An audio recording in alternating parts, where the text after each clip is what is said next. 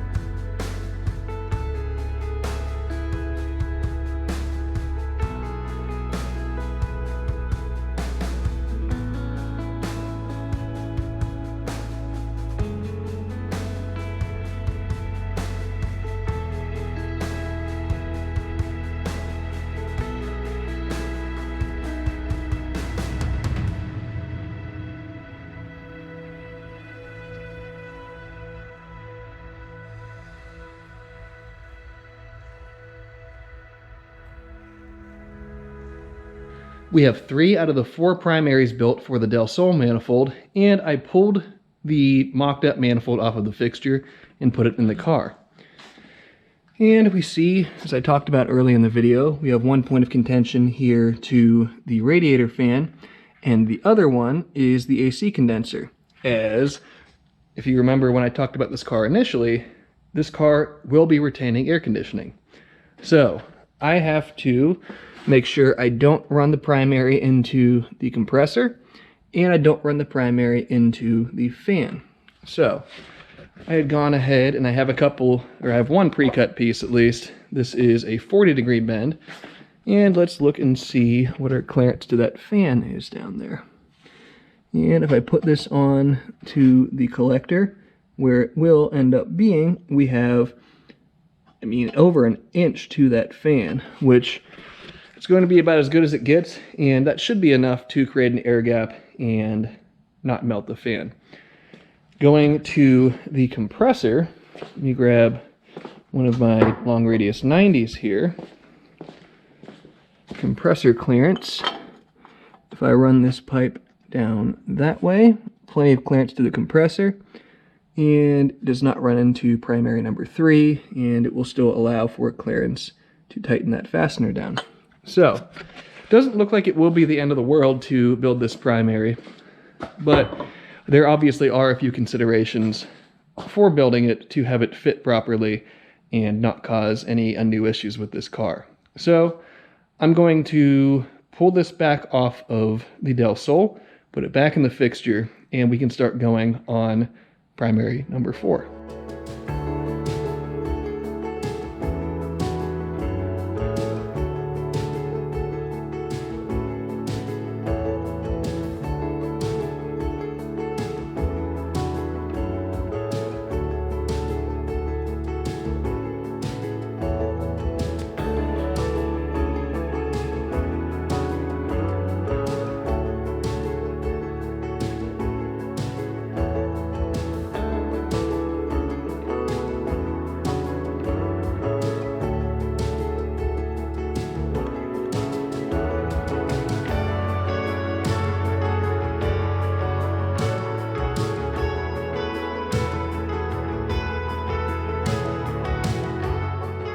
After all that fab work today, we have arguably one of the weirdest, wildest looking B-Series manifolds that I've seen to date. So let's take a look at it.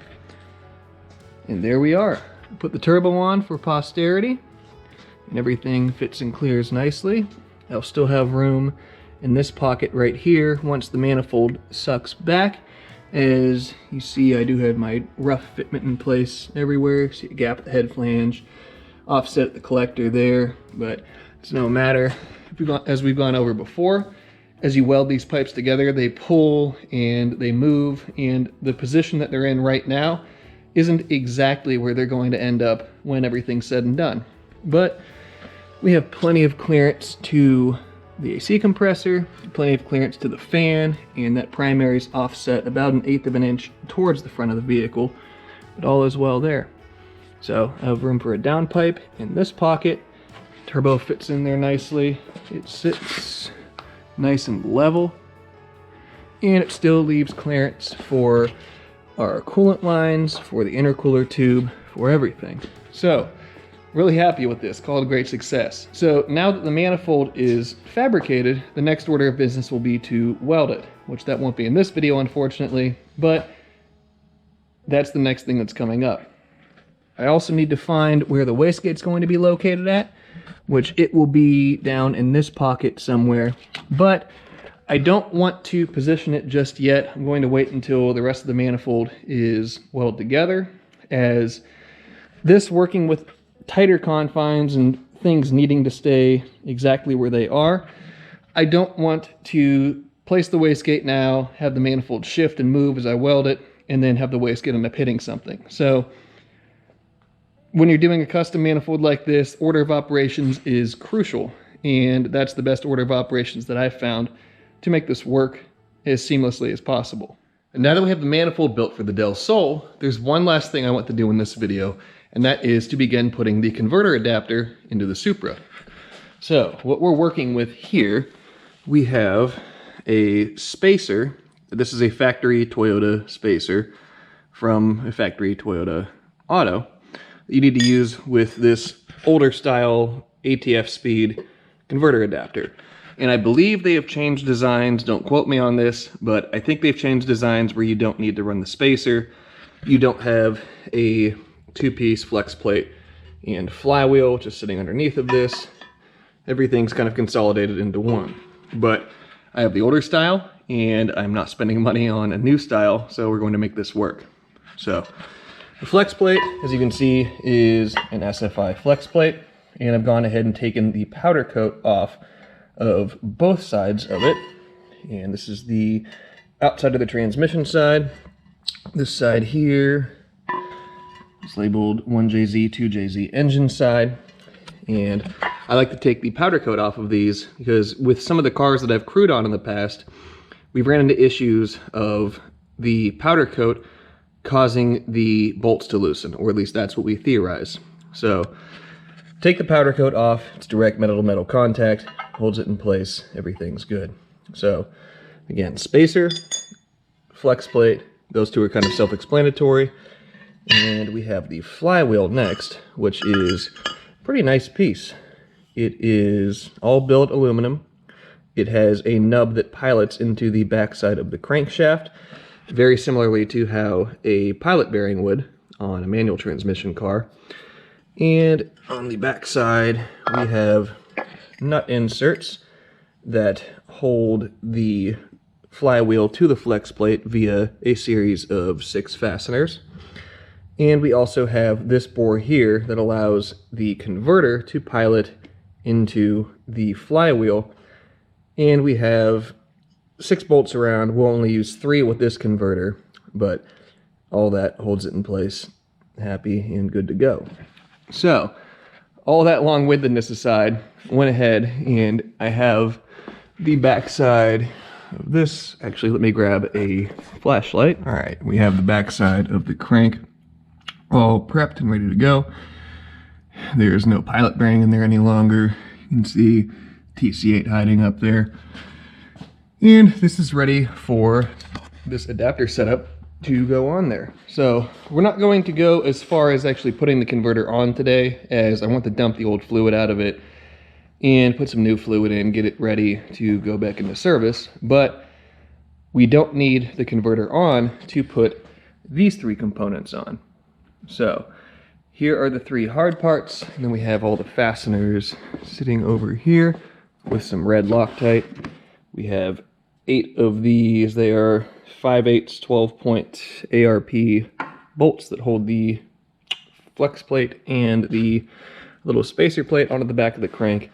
And then we have 6 of these, what look to be grade 8s, or at least they're gold like a normal grade 8 that I've seen would be. 6 of those that hold the flywheel to the flex plate. So I know that's a lot of time to say we're going to bolt some hard parts to the back of the engine, but that's what we're going to do. So let's get to it. So what we need to do first is to put the spacer on, and then we'll need to put the flex plate on with those 6 gold bolts going through it from the engine side. So I'll go ahead and slide these things up on the back of the crank, and we can start moving forward.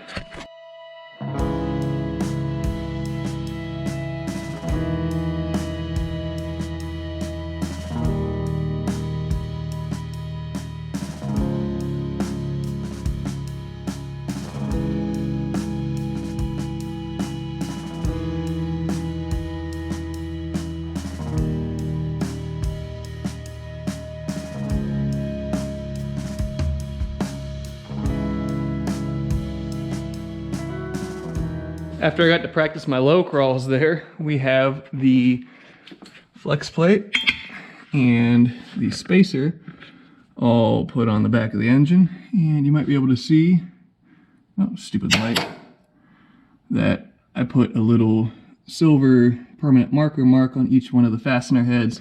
So that way, in case they start to loosen up at all, I can shine a light in and see if they stayed in their current position or if they have moved.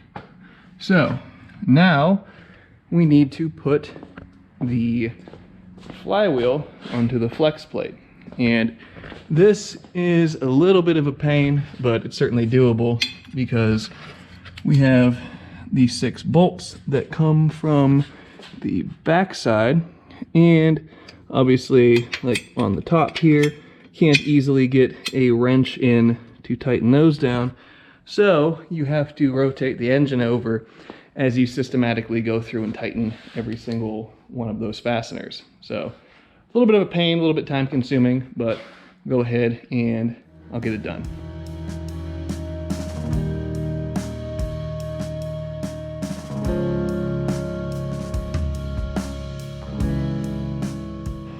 After some assembly, some tightening, we now have the whole converter adapter up underneath of the silver car.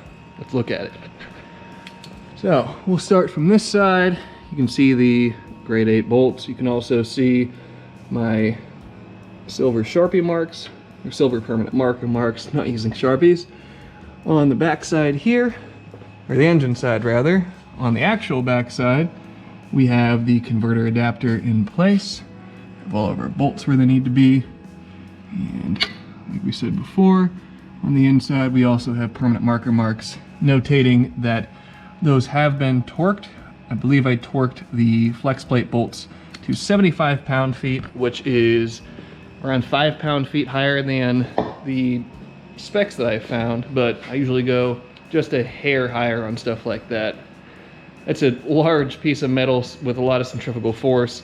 I'd rather have it be a little bit snugger than a little bit looser.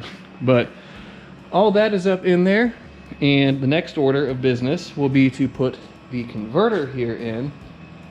And in order to do that, you put the converter on the input shaft and the snout of the pump here. Then that whole assembly gets slid up underneath of the car, and you slide the converter towards the adapter and towards the rear of the engine here. Then you fasten, in this case, the 3 bolts down. But I don't have those bolts, and I also want to swap or drain whatever fluid is in that converter out prior to putting it in. I don't know what fluid it is. The specs I got from Pro Torque on this converter was built in 2012. So it's a 9-year-old converter at this point. And who knows how long that fluid's been in there. Rather be safe than sorry, just put some new stuff in it.